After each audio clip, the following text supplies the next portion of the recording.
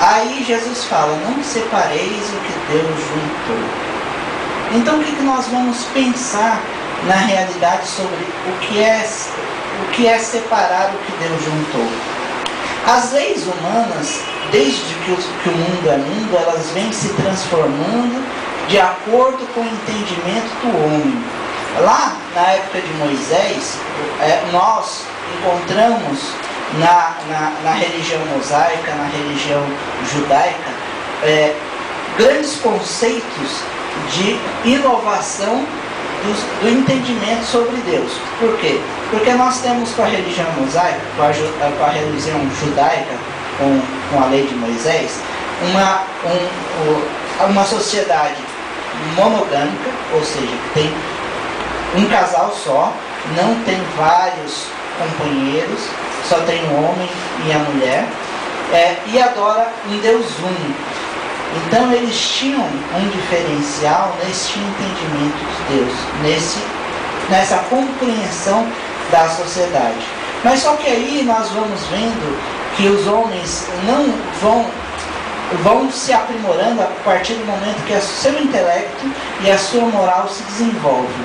Ele vai percebendo as nuances e vai mudando as leis, mas a lei divina é imutável.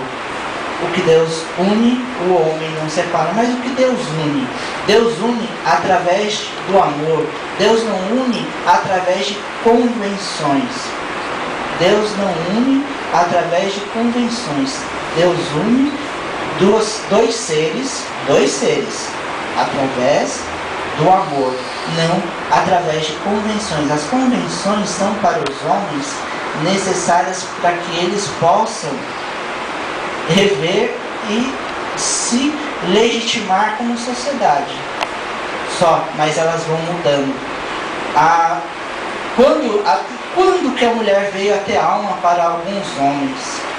Primeiro ela é milenarmente vista como um pedaço do homem.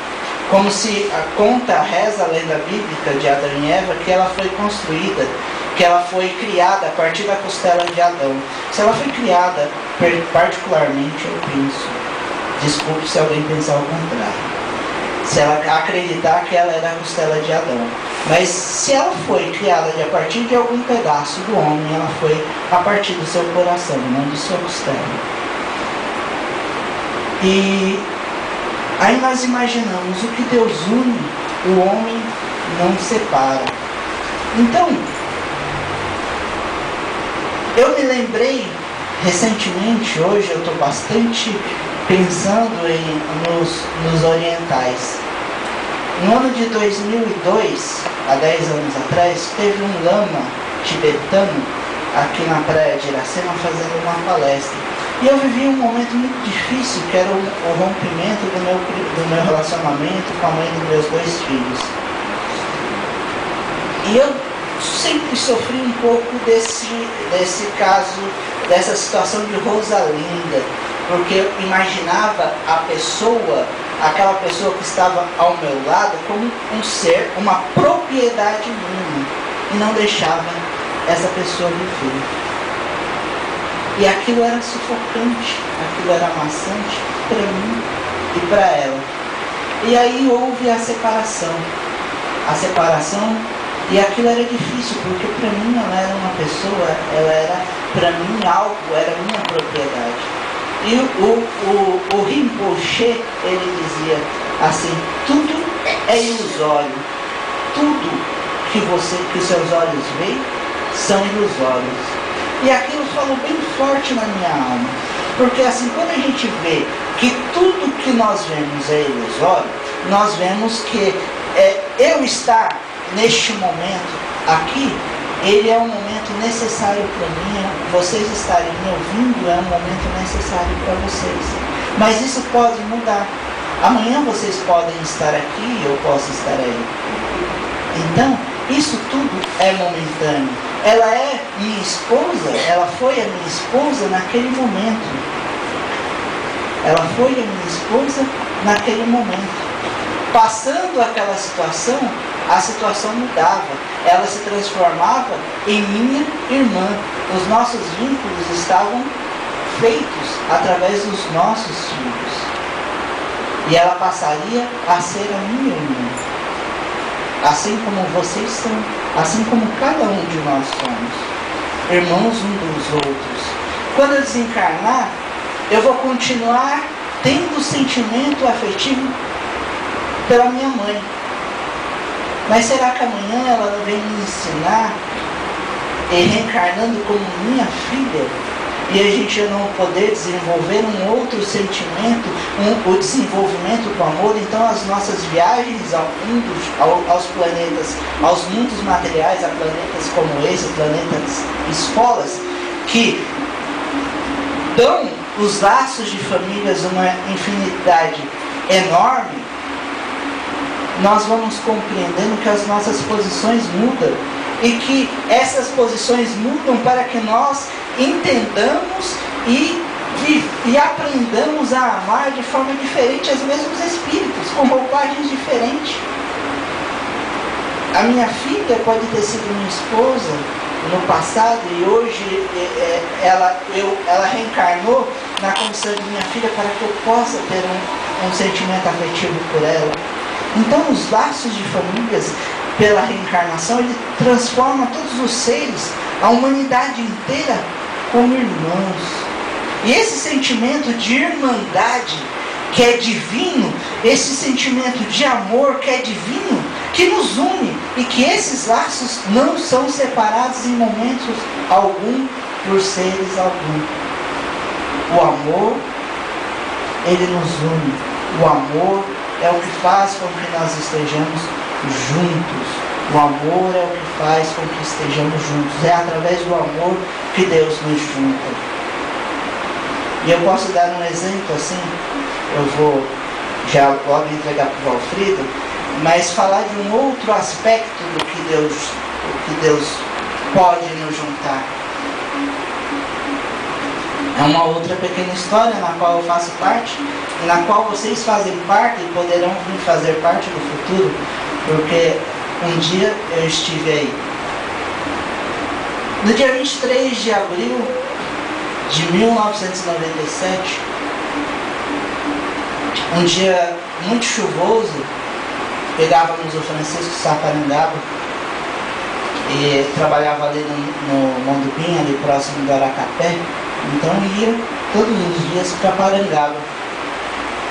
Aí senti, quando eu sentei, peguei o livro e ia começar a ler, e eu senti alguém sentado do meu lado. Eu olhei e não tinha ninguém. Eu falei, vai. Aí um amigo falou assim: hoje começa o seu trabalho no João Evangelista. Vai ter o Samuel Magalhães vai te convidar para comentar as músicas, e as músicas serão essas. Eu falei, mas não tem outra coisa, lá em São Paulo a gente não canta. Comentar as músicas seria um trabalho bem complicado. Eu me escondi onde estava aquela moça ali embaixo desse segundo ventilador assim, fiquei ali encostado na parede e esperei que o Samuel não me visse e que a quarta-feira enchesse. Aí o Samuel, num jeito peculiar, que ele andava aqui pelos corredores arrastando o pé, aí ele parou, voltou, colocou: Ricardo, venha, vamos conversar. Vem aqui, tem essas músicas aqui, você comenta as músicas para nós. E naquele dia, Deus juntava um coração, uma alma, um paulistano de nascimento, e dava oportunidade de um cearense de alma nascer aqui nessa casa abençoada chamada João, o Evangelista.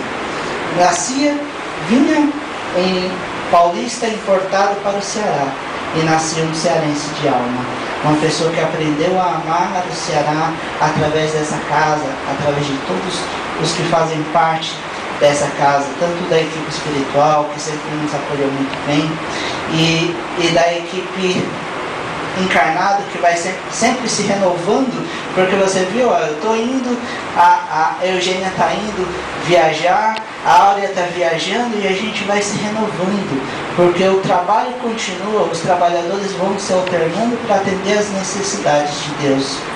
E eu vou no sentido dizendo assim: Senhor, o que queres que eu faça?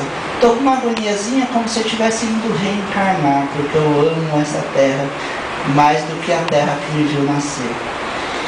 Aí eu vou com aquele friozinho e pensando assim: Senhor, o que queres que eu faça? E aqui essa casa é uma casa de renovação. É uma casa onde nós construímos, cada um de nós, através do amor, através do carinho, através do afeto. E cada um de vocês pode fazer parte dessa família chamada João Evangelista, desde que dê um passo adiante e não faça como eu, se esconda, porque mesmo assim se escondendo, o trabalho vem e bate na nossa porta. Que Jesus nos abençoe e receba o nosso carinho de quem, do cearense de alma, que ama essa casa, ama estar com vocês, ama este trabalho maravilhoso, e gostaríamos que vocês entendessem, compreendessem o carinho que vocês recebem nessa casa de João, o Evangelista.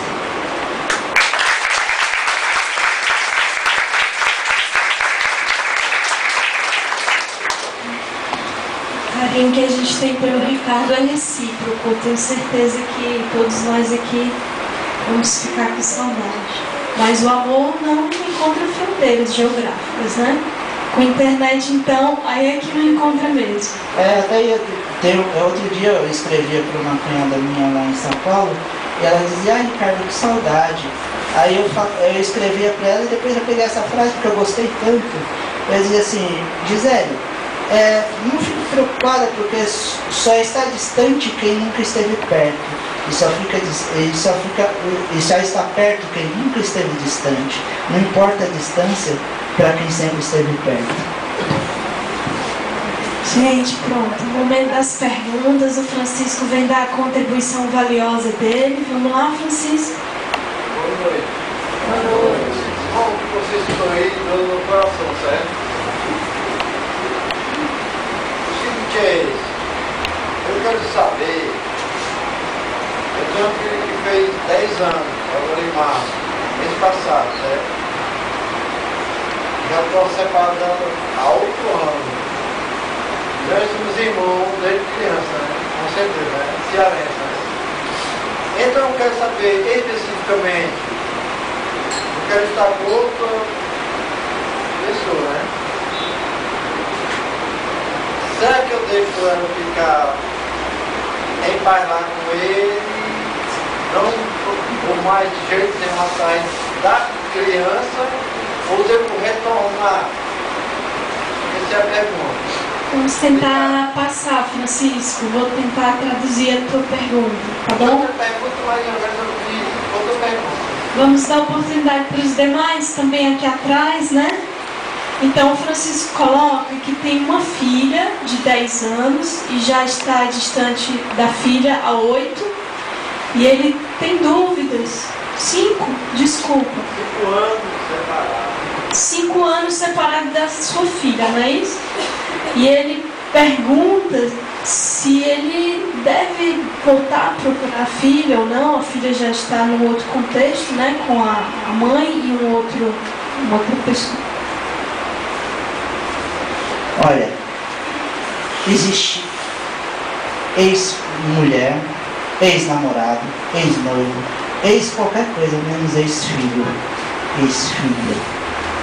Nós, não importa quanto tempo nós tenhamos perdido em nos distanciando, importa que nós nos aproximemos, e por menor que seja o tempo que nós estejamos juntos de nossos filhos, o importante é a qualidade do sentimento, do afeto que você doa para esses filhos, e sim, não a quantidade, porque muitas vezes a quantidade não é qualidade. Então a gente deve se preocupar com a qualidade. Essa separação que eu tive também me separou dos meus filhos a nível físico, mas jamais a nível moral, a nível afetivo, a nível de amizade. Então, hoje eu vou para sexta-feira eu vou para São Paulo, e eles só não vão para a Itália também morar com a mãe no novo lar, porque teve um problema no consulado e eles ficaram. Aí eu tinha aquela dúvida: deixo ir ou não deixo? Aí eu lembro de Rinpoche, a gente não é dono de ninguém, nada nos pertence, nada é nosso. Então eles vão e permanecem. A distância são milhares de quilômetros, mas o coração que ama não tem distância. O coração que apega, ele guarda. Ele não importa a distância para quem sempre esteve perto. Mais alguma pergunta, gente? Tem umas aqui do papel, se ninguém tiver, né? Aqui atrás.